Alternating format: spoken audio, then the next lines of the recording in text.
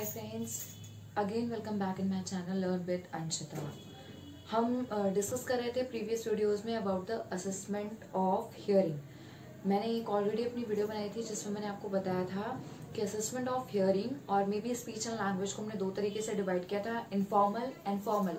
Informal जो होता है वो बेसिकली स्क्रीनिंग बेस्ड होता है, बट फॉर्मल टेस्ट के लिए हमें टूल्स, स्पेशलिस्ट और उससे क्या होता है डायग्नोस्टिक टेस्ट होते हैं हमारे, तो वो हम फॉर्मल असेसमेंट के अंतर्गत करते हैं। फॉर्मल के भी आगे मैंने सब डिविजन्स किए थे, पहला था सब्जेक्टिव एंड दूसरा था ऑब्जेक्टिव। तो सब्जेक्टिव टेस्ट बेसिकली मैंने बताया था वो होते हैं जिसमें कहीं ना कहीं हमें पेशेंट्स का इन्वॉल्वमेंट चाहिए होता है, पेशेंट का रोल होता है। हम पूरी तरीके से एक इंस्ट्रूमेंट पे ट्रस्ट नहीं कर सकते। तो उसी सब्जेक्टिव असेसमेंट ऑफ हियरिंग में आज हम डिस्कस करेंगे about the observational audiometry. Observational audiometry कहीं ना कहीं ज्यादातर हम अर्ली आइडेंटिफिकेशन के लिए यूज करते हैं, और उस कड़ी में सबसे पहला जो आज मैं आपको टॉपिक कराऊंगी वो है बिहेवियरल ऑब्जर्वेशनल ऑडियोमेट्री।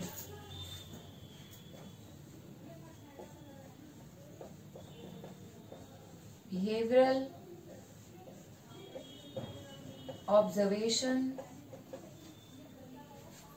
ऑडियोमेट्री, जिसको शॉर्ट में हम बोलते हैं BOA।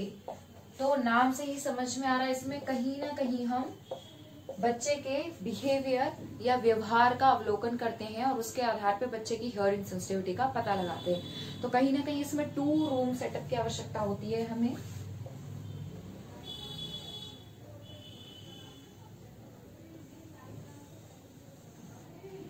इस तरीके से 2 रूम सेटअप होता है, ऑडियोमेट्री सेटअप होता है, जिसमें आपको भी मैंने बताया था ऑडियोमेट्रिक रूम से साउंड ऑब्जर्प्शन मटेरियल लगे हुए होते हैं, पिन ड्रॉप साइलेंस की स्थिति होती है उस रूम में। तो 2 रूम सेटअप होता है। एक होता है जिसमें एग्जामिनर होता है या क्लिनिशियन होता है इस रूम में। यहाँ पे सपोज आपका ऑडियोमीटर की मशीन लगी हुई है, ठीक है। उसके बाद अपोजिट जो उसके सामने वाला रूम होता है उसमें एक तो पहले ब्लैक मिरर कुछ इस तरीके का होता है, स्क्रीन, जिससे कि उस रूम में जो एक्टिविटी हो रही है वो आपको दिखे, ठीक है। और यहाँ पे हम मदर की गोद में बेबी को बैठाते हैं।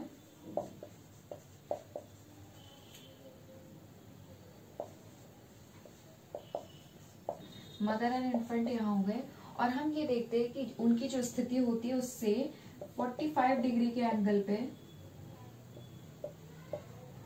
स्पीकर्स लगे हुए होते हैं,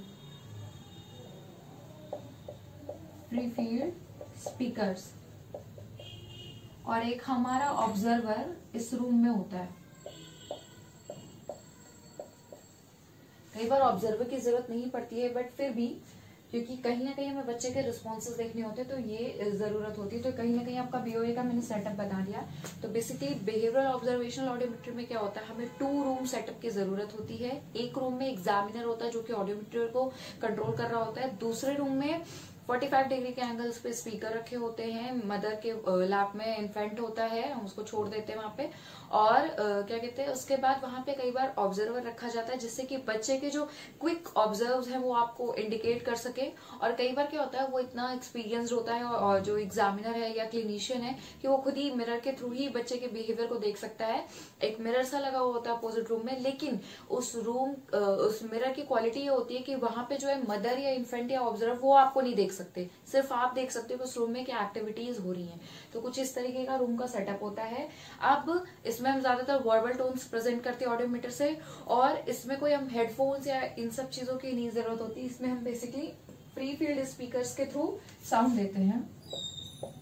ये मैंने आपके फ्री फील्ड स्पीकर्स लगा रखे हैं। स्पीकर्स के थ्रू हम साउंड वर्बल टोन्स देते हैं। कई बार क्या होता है हम कुछ नॉन वर्बल साउंड्स भी क्रिएट कर सकते हैं, जैसे कि क्लैप की हो गई, मंजीरा हो गया, ड्रम हो गया, बेल हो गई, टैप हो गया, विसल हो गई। ये सारी चीजों के थ्रू नॉन वर्बल भी साउंड्स दे के चेक कर सकते हैं, और साथ ही साथ फिर हम ऑडियोमीटर के थ्रू इस तरीके से सिग्नल्स दे के भी कर सकते हैं। सेम वही प्रोसीजर होता है जो आपका प्योर टोन ऑडियोमेट्री में प्रोसीजर होता है कि अगर रिस्पॉन्स आया तो 10 dB का इंक्रीमेंट होता है, 10 dB डिक्रीज होता है, और नो रिस्पॉन्स आया तो 5 dB का इंक्रीमेंट होता है। यही फॉर्मूला हम यहाँ भी इस्तेमाल करते हैं कि अगर हमने 50 dB पे बच्चे को स्टिमुलस दिया और हमने देखा कि उसके अंदर रिस्पॉन्स आ गया है, हमें पता चल गया, तो हम उसको क्या करेंगे, बढ़ा के घटा के 40 dB कर देंगे। ठीक है, और रिस्पॉन्स नहीं आया तो फिर बढ़ा के 45 dB कर देंगे। तो इस तरीके का प्रोसीजर जो आपको ऑडियोमेट्री में होता है वही प्रोसीजर हम यहाँ भी इस्तेमाल करते हैं। अब बात आती है किस प्रकार के बिहेवियर्स को हम ऑब्जर्व करेंगे। तो जब इस तरीके के साउंड या इस तरीके के सिग्नल्स या इस तरीके के स्टिमुलस हम बच्चे को देते हैं तो उसके, क्योंकि बच्चे के जो एज रेंज है वो ज्यादातर हम लेते हैं, मतलब जो न्यू बॉर्न बेबी से लेकर टिल 6 मंथ तक, कुछ लोग 4 मंथ्स तक करते हैं, कुछ इसकी रेंज 6 मंथ्स तक लेते हैं। तो 6 मंथ्स तक ऐसे कौन कौन से बिहेवियर हैं जो बच्चा शो करता है। ऐसा हो सकता है कि जब लाउड स्टिमुलस जब उसको दिया जाता है तो ऑरो पैल्पेब्रल रिफ्लेक्स, यानी सामान्य भाषा में उसे बोलते हैं पल के जब आई ब्लिंक करना, ठीक है, या फिर आई ब्लिंक्स की आईब्रोज को उसको बहुत ज्यादा वाइट कर लेना, इस तरीके से करना। उसके बाद बच्चे का सडन साउंड निकालने लगना, या सडन साउंड जो वो निकाल रहा हो तो उसको सडन बंद कर देना, ठीक है, सडन चौंक जाना, स्टार्टर रिफ्लेक्स, इस तरीके से बच्चा करता है, स्टार्टर रिफ्लेक्स हो गया। तो इस तरीके के जो रिफ्लेक्सेस बच्चे में आते हैं सडन, ये बहुत क्विक सेकंड्स के लिए होते हैं और उसके बाद डिसअपियर हो जाते हैं, तो बहुत जल्दी इसको ऑब्जर्व करना होता है। तो कुछ इस तरीके के बिहेवियर्स बच्चे शो करता है जो कि हम इस ऑडियोमेट्री प्रोसीजर में नोटिस करते हैं। क्या क्या बिहेवियर हो सकते हैं, ऑरो पैल्पेब्रल रिफ्लेक्स यानी आई ब्लिंक, स्टार्टर रिफ्लेक्स, आई वाइडनिंग, उसके बाद वोकलाइजेशन या एकदम क्वाइट कंडीशन में हो जाना, सडन रोने लगना, क्राई, ये सारे बिहेवियर्स बच्चा शो करता है। तो इसमें सबसे इंपॉर्टेंट कहीं ना कहीं भूमिका इस ऑब्जर्वर की होती है जो कि बच्चे के बिहेवियर्स को देख रहा होता है। आप बात करते हैं कि कहीं ना कहीं क्या एडवांटेज या क्या फायदे होते हैं इस तरीके के ऑडियोमेट्री को करने को। तो इस तरीके के ऑडियोमेट्री से ऑब्वियसली आपको पता है कहीं ना कहीं अर्ली आइडेंटिफिकेशन हो जाता है, बच्चे की डिग्री का एक आइडिया लग जाता है कि ओके मे बी इस डिग्री का बच्चे का हियरिंग लेवल हो सकता है। लेकिन एक बात ध्यान देंगे, हम डिग्री के हमेशा रेंज देते हैं इसमें। लाइक फॉर एग्जाम्पल बच्चे को हम ऐसे देंगे कि मॉडरेट टू सीवियर या मॉडरेटली सीवियर, कभी भी हमें एक एग्जैक्ट इसमें नहीं मिलता और वो भी हम क्वेरी में देते हैं। इसमें कभी भी हमें एक एग्जैक्ट नहीं पता चलता क्योंकि फाइन इतना ही एग्जैक्टली बच्चे को, उसके लिए फिर हमें आगे फर्दर ऑब्जेक्टिव टेस्ट करने पड़ते हैं। क्यों, वो मैं आपको आगे बताऊंगी। तो कहीं ना कहीं हमें डिग्री का पता चलता है, हमें ये पता चल जाता है कि बच्चे का हियरिंग लेवल किस लेवल तक का हो सकता है, और इसकी एक तरीके से अर्ली आइडेंटिफिकेशन हो जाता है तो उसका इंटरवेंशन करने में भी हमें हेल्प मिलती है। बट इसके डिसएडवांटेज बहुत सारे हैं। डिसएडवांटेज क्या है, पहले तो बच्चा नींद की पोजीशन में है या बच्चा कंफर्टेबल फील नहीं कर रहा, उसका बॉडी में कोई बॉडी पेन वगैरह इस तरीके की स्थिति है तो उसके रिस्पॉन्सेस सही नहीं आएंगे। दूसरा, हमारा ऑब्जर्वर का बहुत एक्सपीरियंस होना जरूरी है जो बच्चे के क्विक बिहेवियर्स को तुरंत नोटिस कर ले। तीसरी चीज ये है कि कई बार क्या होता है, बच्चा हमें रिस्पॉन्सेस शो कर रहा होता है बट हम उस पर ध्यान नहीं देते तो हमारी ये कैटेगरी जो है वो वेरी कर जाती है, तो एक कंफर्मेशन टेस्ट नहीं मिलता। Fourth, year specific hearing level नहीं पता चलता, यानी जो हमें कैटेगरी मिलती है वो दोनों कानों के लिए मिलती है। क्यों, क्योंकि हम स्पीकर्स के थ्रू साउंड दे रहे हैं, तो हमें जब हम हेडफोन्स लगाते हैं तो हमें इंडिविजुअल कान की हियरिंग एबिलिटी पता चलती है। बट अगर हम इस तरीके से फ्री फील्ड स्पीकर्स के थ्रू देते हैं तो हमें कहीं ना कहीं दोनों कानों का एक साथ पता चलता है, तो ईयर स्पेसिफिक हमें पता नहीं चलता, हमें टाइप का पता नहीं चलता, और कहीं ना कहीं इस टेस्ट को करने के बाद हमें ऑब्जेक्टिव टेस्ट करने ही पड़ते हैं। तो ये आपका बिहेवियरल ऑब्जर्वेशनल ऑडियोमेट्री यहाँ पे खत्म होता है। तो बेसिकली इन्फेंट टू 6 मंथ तक के बच्चों के ऊपर किया जाता है। इसके अंतर्गत 2 रूम सेटअप की आवश्यकता होती है। एक में ऑडियोमीटर से साउंड दिए जाते हैं, दूसरे रूम पे 45 डिग्री के एंगल पे स्पीकर्स रखे होते हैं जहां पे बच्चे के बिहेवियर्स को ऑब्जर्व किया जाता है। किस तरीके के बिहेवियर, आई ब्लिंक, आई वाइडनिंग, सडन क्राइंग, वोकलाइजेशन, इस तरीके के बिहेवियर्स बच्चे के नोटिस किए जाते हैं और हमें एक कैटेगराइजेशन मिल जाता है कि मे बी बच्चे को इस लेवल का या बच्चे के अंदर बच्चे की हियरिंग सेंसिटिविटी इस लेवल की है। विजुअल रेनफोर्समेंट ऑडियोमेट्री, नाम से ही पता चल रहा है कि कहीं ना कहीं हमारी जो विजुअल एबिलिटी है उसको रीइंफोर्स करके हम बच्चे की हियरिंग सेंसिटिविटी का पता लगाने की कोशिश करते हैं। कहीं ना कहीं इस टेस्ट के लिए भी जो रूम का सेटअप होता है वो बिल्कुल सेम बिहेवियरल ऑब्जर्वेशनल जैसा होता है। इसमें भी अगेन 2 रूम सेटअप होता है।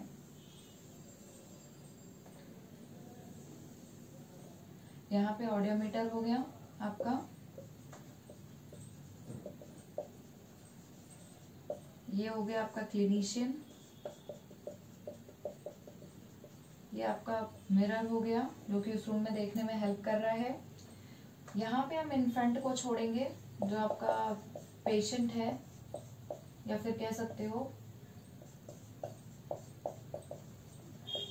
सेम अगेन 45 डिग्री के एंगल पे स्पीकर्स होते हैं।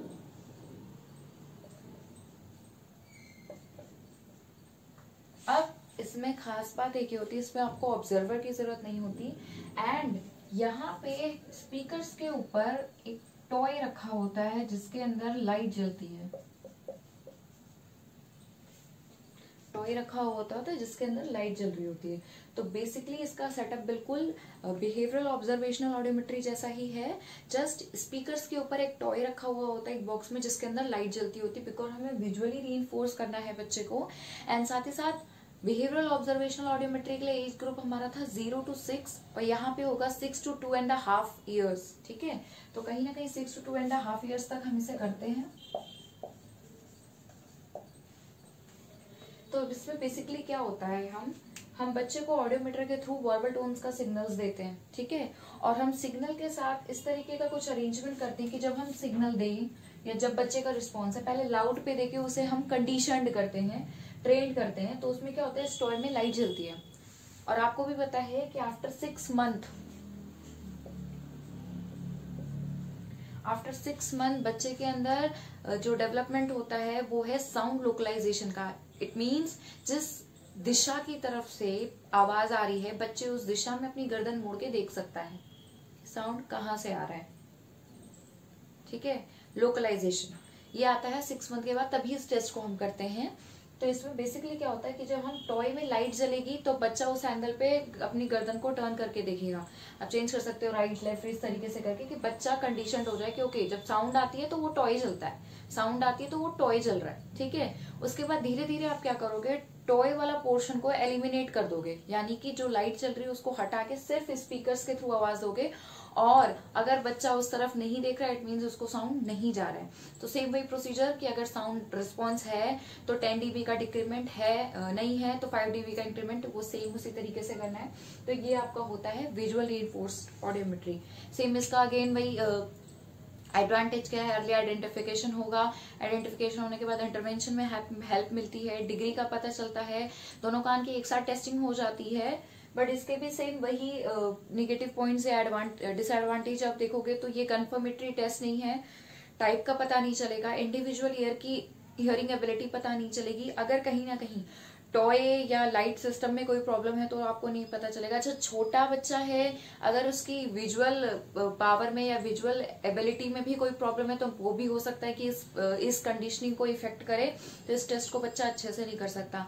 एक बात और ध्यान देंगे, एक होता है generation difficult to test population, difficult to test. इसका तात्पर्य होता है कि कुछ ऐसी भी स्पेसिफिक लोग हैं जो नॉर्मल आपका हियरिंग टेस्ट है, जो ऑडियोमेट्री टेस्ट है, हेडफोन्स लगा के एक जगह बैठ कर टेस्ट करना, रिस्पॉन्स करना, वो फॉलो नहीं कर सकते। तो कहीं ना कहीं उनपे हम ये ऑब्जर्वेशनल और इन्फोर्स्ड ऑडियोमेट्री टेस्ट कर सकते हैं, क्योंकि वो ज्यादातर बैठ के हमें रिस्पॉन्सेस नहीं दे सकते। वरना फिर हम उन्हें ऑब्जेक्टिव टेस्ट के लिए प्रेरित करते हैं, जिसमें कि पेशेंट को किसी भी तरीके का कोई रिस्पॉन्स नहीं देना होता। तो ये हो गया हमारा विजुअल रीइंफोर्समेंट ऑडियोमेट्री। बेसिकली इसमें भी बिहेवियरल ऑब्जर्वेशनल ऑडियोमेट्री जैसे 2 रूम सेटअप होता है, एज रेंज जो होती है 6 months to 2.5 years होती है, जब बच्चे के अंदर साउंड लोकलाइजेशन आ जाता है। ठीक है, वो गर्दन घुमा के देखने लग जाता है।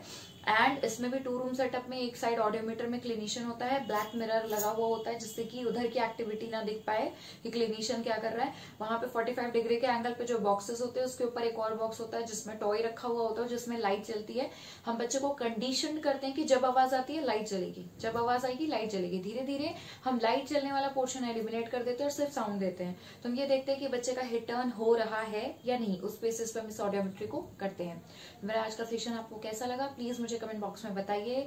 मेरे चैनल को सब्सक्राइब करिए, बेल आइकन को प्रेस करिए, फेसबुक पे मेरा पेज है उसे फॉलो करिए, और साथ ही साथ मेरी वीडियोस को ज्यादा से ज्यादा शेयर करिए। और ये याद रखिए, जो भी आप कमेंट करते हो उसे मैं जरूर पढ़ती हूँ।